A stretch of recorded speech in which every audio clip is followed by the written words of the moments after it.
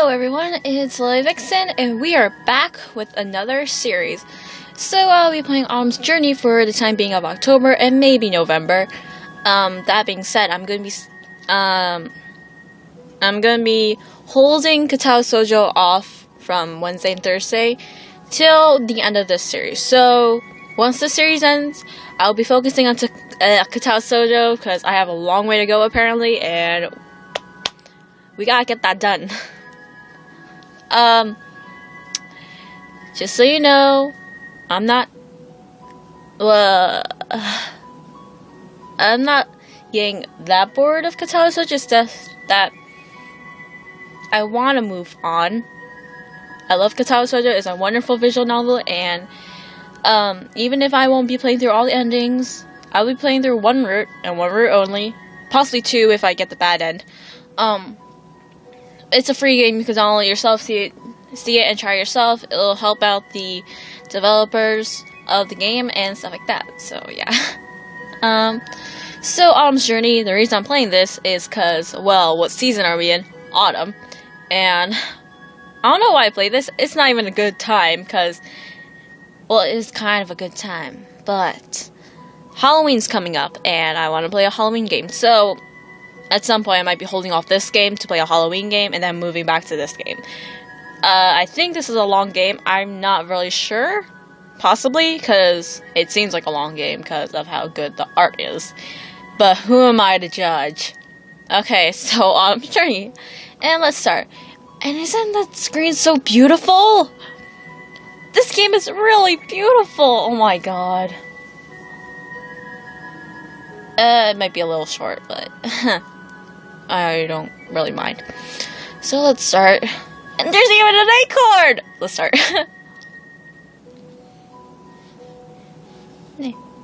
Chapter 1, The End of Summer. The fade. I don't know if you can hear the music that loudly. Is that loud enough? Okay. Sunlight filtered through the airy birch forest as the lush fern grazed my boots. This is some weird writing already. Like, it's so formal. Or, like, so detailed. I momentarily shielded my eyes before I turned north, treading carefully. The muggy... Oh my god, I need to look. Excuse me. The muggy atmosphere that had hung over the past few months was now being replaced by the subtle crispness of fall. Though the trees were still vibrantly green. Apple picking season was fast approaching for the town of Berry. I cheerfully stretched one arm towards the sky, inhaling deeply. She's so cute! Hourly. I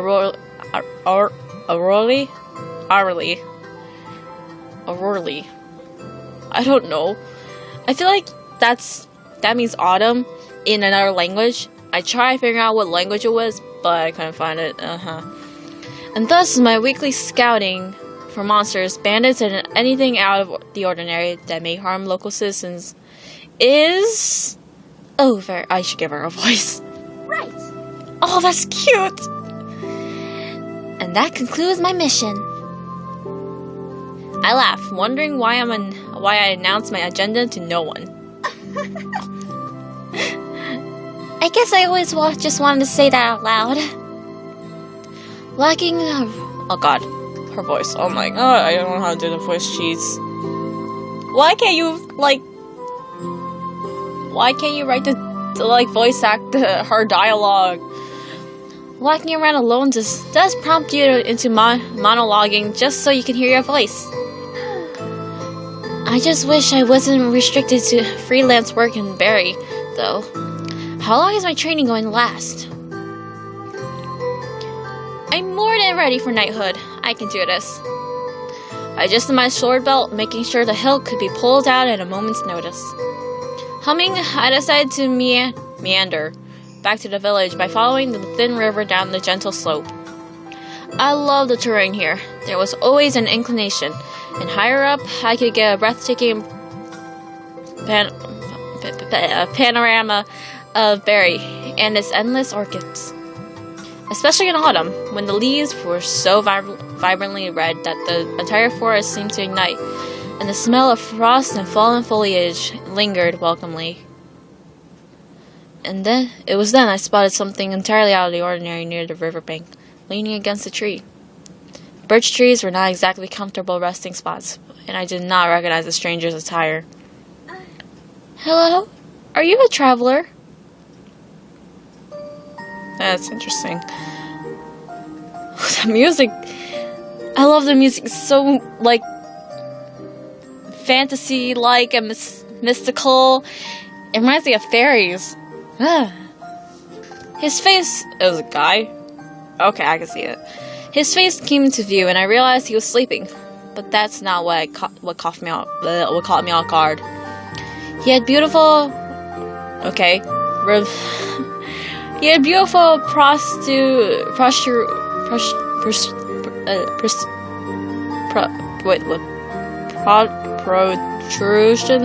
protrusions resembling shale shards jutting out of his long hair, right where someone's ear should be.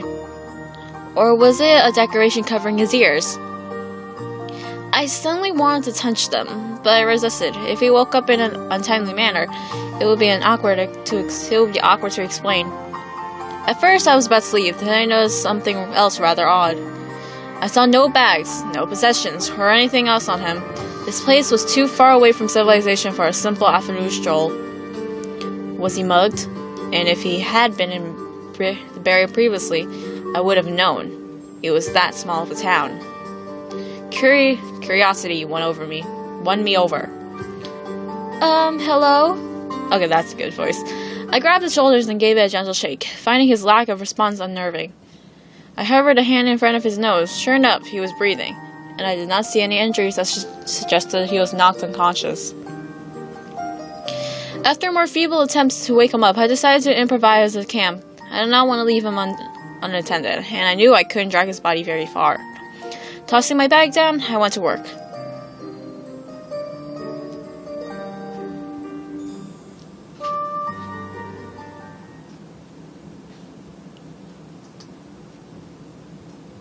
The fire cracked merrily as I opened my cloth, which contained a lump of rye bread and a hard cheese. What time is it? Okay. These were emergency rations, lest I was unable to return to Barry. Mother and father were probably worried. Just as I was about to bite into the cheese, I saw a movement and glanced up, eyeing the stranger. I think you spelled eyeing wrong. There's supposed to be an extra E, I think. Oh. He just rose up. Setting my food down, I cautiously shuffled over. I had previously placed his body in his supine position and used my bag as a substitute pillow. Though it was probably more lumpy than anything else, it was better than nothing. Are you awake now? You've been out all afternoon. I was getting worried. Oh shit. In a split second, he shot up and then clumsily fell back. I caught his arm to steady him. Whoa, take it easy. You just got up. He flinched from my contact, and I hastily let go, retreating slightly. I didn't get any sense of hostility, but he certainly seemed bewildered. I can't do a man's voice, so... Yeah. No. Who are you? There was an uneasy edge in his voice, not quite one of panic, but more of anger. It was then I noticed that his eyes were brilliant. I know what this is. I know it means purple. No, that does not mean purple. It's just like, it's a gem that's purple.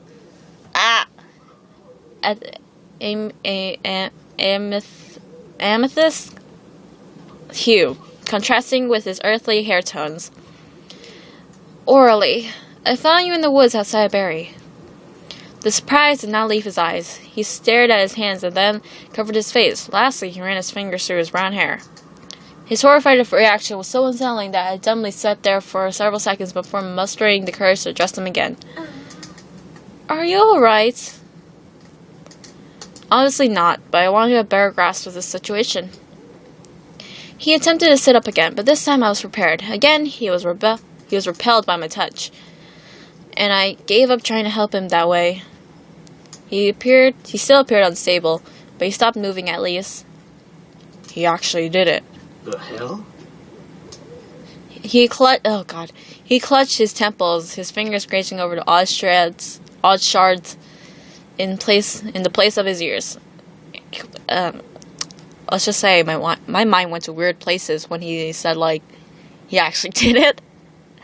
He wobbles as he tried to stand, and I impatiently rushed to his side. Stop it. You obviously can't move in your position, so you might as well sit down and clear your head. What is going on? Who are you, and what are you doing here? He looked at me as if he was registering me for the first time since asking who I was. Everything about him screamed overwhelmed, and he simply grit his teeth in frustration. Oh my god, I really kind of hate you right now. Hey look, they're blinking! They blink! So much animation going into this. They blink! Ask if he's hungry, say nothing. I will be a nice person, even though you're like a mean jerk face.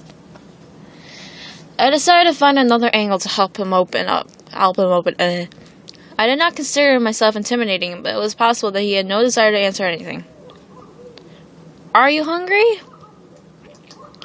Oh, you softened your... Okay, whatever. I softened my voice and returned to my spot by the fire. I grabbed the cloth and... Genially... I know how to say it in Spanish.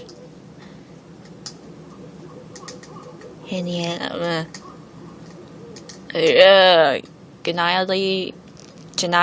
whatever. Offered him the rye bread and cheese. Middle finger in the air, like you just don't care. You only arch an eyebrow in disgust. Well, I'm disgusted by you too. What is that? It's food. You chew it, you idiot. I ripped off a piece of the dark bread and demonstrated humming delightedly to show that it was edible. He scoffed and averted his eyes. I have to deal with people like you? I don't care. That's not one of your lines. Say what your line is. I don't want it. It looks revolting. Sorry, my peasant food does not please my lord's taste. Ugh, his attitude was rubbing off on me. Calm down. If anything, he's hiding that he's scared. He did just wake up in a foreign place. Are you nobility?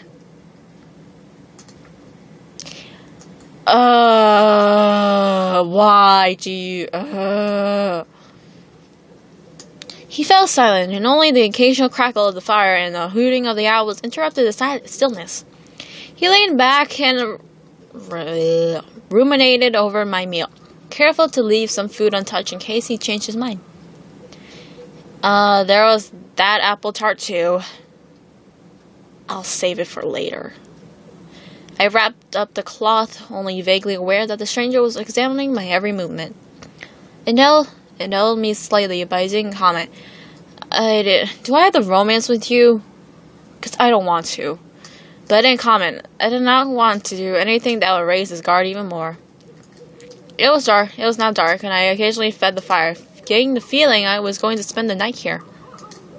After what seemed like an eternity, he finally spoke up. Who are you again? Fuck you.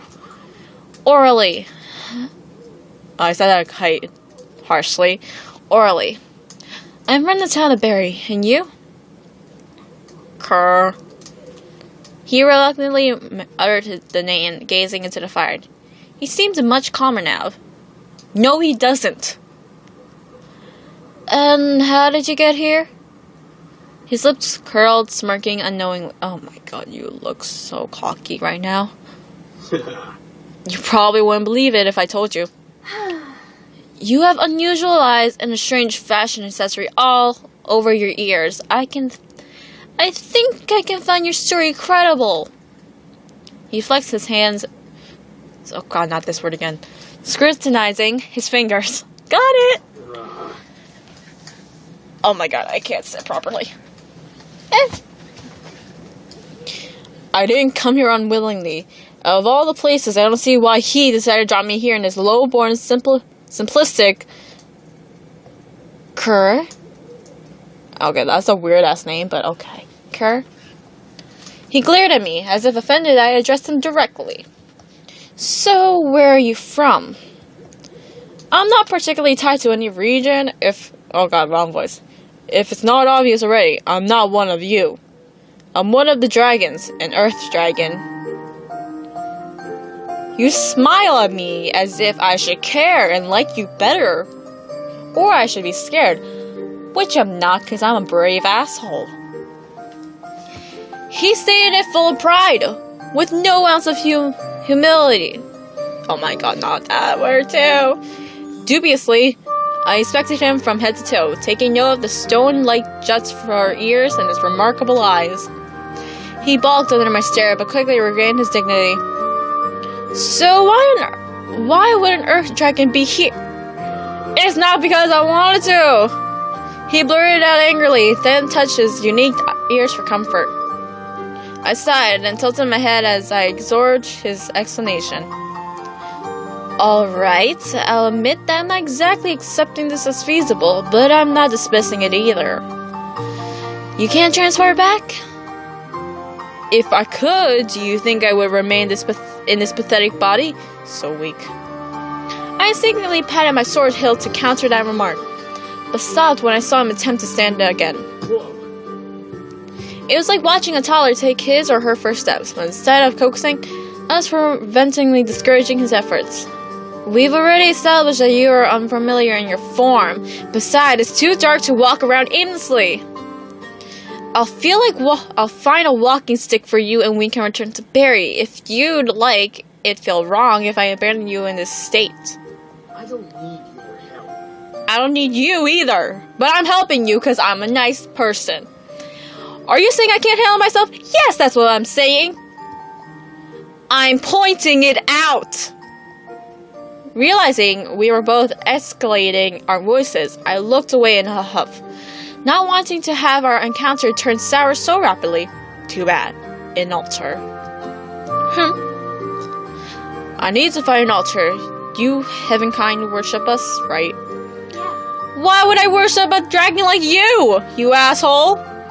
Well, yeah. I mean, the dragon kind were here first, so it's only natural we pay our respects.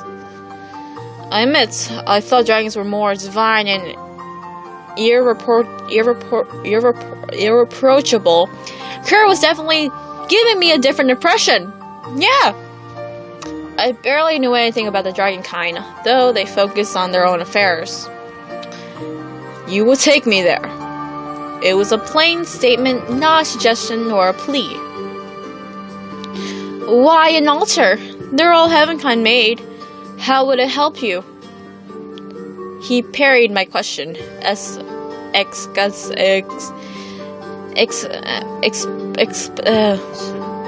doesn't matter. Do you know where one is? Yeah. Yes. There's not one far from here. There's a cave that leads to it. Good, we go there this instant.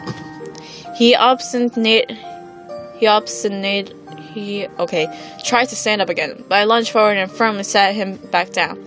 He glared at me in disbelief, but my will was as stubborn as his. Morning. We will do this in the morning. Get some sleep, and I'll find an ideal walking stick. I don't think he'll master bipedalism without some assistance, especially not in a day. It'll be difficult if I have to physically support you in the whole way there. So just take it easy tonight. I'll even keep watch while you sleep. He fell silent and gave a reluctant nod, closing his eyes wearily. I sighed gratefully, feeling mildly triumphant over the battle of pig-headedness. While Kerr grumbled, I leaned over and pulled a small blanket out of my bag. The temperature was still pleasant, even at night, but it could cool rapidly, especially since it was the end of summer. After returning some items to my bag, I reshaped it so it was a passable pillow again and offered it to Kerr, who seemed puzzled by its purpose. Believe me, you'll need something comfortable or you'll have trouble sleeping. Worse, you'll wake up with a sore back and getting to the altar will be even more troublesome. You already slept on it once, and I think you figure out how to support your head with it again. I laughed sheepishly at my own stab at lightening the mood, but I couldn't tell if it was working for Cure. Obviously not. Disgruntled, he lay down on the side and experimented with a few positions before resting his head in satisfaction. At first, he refused to use the blanket, but as the temperature dropped, he discreetly pulled it towards him when he thought I wouldn't notice. Probably to hide his expression, he rolled over so his back was to me and the campfire. I had the feeling the initial shock took a lot out of him, and I admittedly hadn't helped when he ruffled my feathers more than once. What? Now that he slept, any irritation I still felt, dispersed along with the summer heat. I would need to be oh god, it's already 20. I would need to be mentally and physically prepared for tomorrow. Stay cool and collected as autumn. I poked the fire and stayed on my watch until exhaustion beguiled me into resting my eyes for a few minutes. Okay guys, I'm going to stop it here because it's been 20 minutes. And we will be returning. Oh, that's a cute picture. We will be returning with Autumn's Journey in the next episode, so I'll see you guys then. Bye!